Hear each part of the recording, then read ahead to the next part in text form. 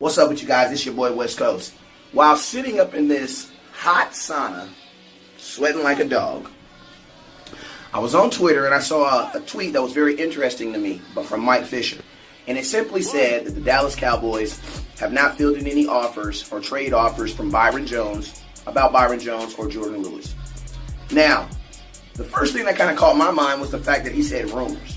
I'm going to be honest with you, I haven't really heard of any rumors in the media of Byron Jones or Jordan Lewis being available for trade, unless you watch, Dallas Cowboys scouting pretty faithfully, because we talk about that pretty often.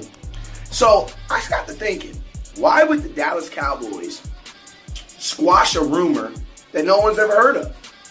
And the reason I believe they did it is because they are fielding offers.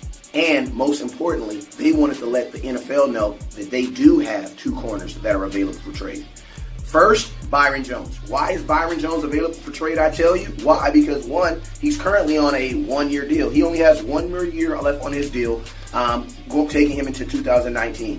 Byron Jones in his career has recorded 2 career interceptions. People are going to say, but yo, West Coast, you can't let Byron Jones go. What's going to happen? Who's going to be our starting corner? You're letting one of the best corners in the NFL go. Well, I'm going to tell you guys like this. In 2017, before he lost his starting job, PFF actually had Jordan Lewis ranked as one of the top 10 up-and-coming cornerbacks in the NFL.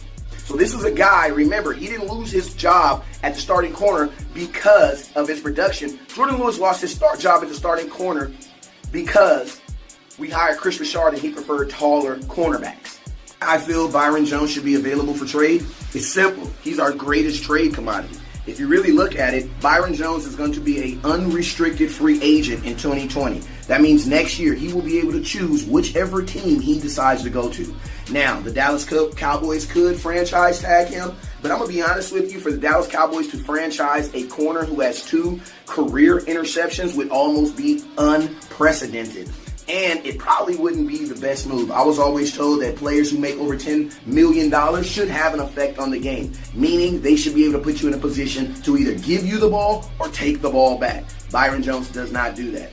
Secondly, if you guys look at the franchise cap, just say hypothetically Byron Jones does go out there and ball, and he goes and he plays at the level he played this year. Well, guess what? In 2018, currently, the franchise tag for a corner is about $14.5 million. Now, I'm going to ask you guys this. If Byron Jones goes out there and gets 3 interceptions in 2019, are you going to pay him $14 million on a franchise tag? Actually, it'll be a little bit more because, remember, the cap goes up every year. So next year, it'll be about $15.5 million.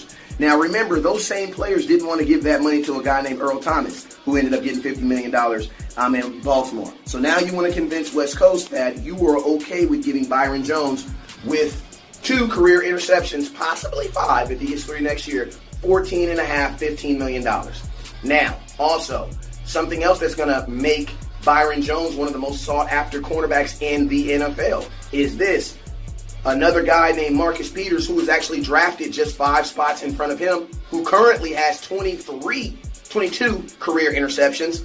The LA Rams have already said that they are going to extend him, that is going to be a priority of their offseason to extend Marcus Peters. So guess what that lets you know? That Byron Jones will probably be in the same situation as some of these other big-name free agencies that were available this year. He's going to be on the market without much competition. Dallas Cowboys, we need to be smart about Byron Jones. We need to decide early and now, are we going to re-sign him next year? If we are not going to re-sign him, then it absolutely makes no sense for the Dallas Cowboys to rent his services for 1 more year, allow him to accumulate a great amount of stats, and walk out of our franchise like Landon Collins did the New York Giants after they drafted him. They got absolutely nothing but a compensatory pick for him. My thing is this. Instead of getting a compensatory pick that will probably be 4th or 5th round, 3rd at best, let's try to see if we can get a 2nd or a 1st round for him now. Because I'm going to be honest with you guys, I'm going to put my faith in Chris Richard. Chris Richard has shown time and time that he can take guys, late round guys even, like he did in Seattle, and turn these guys with his coaching ability into some all-pros and Pro Bowl players.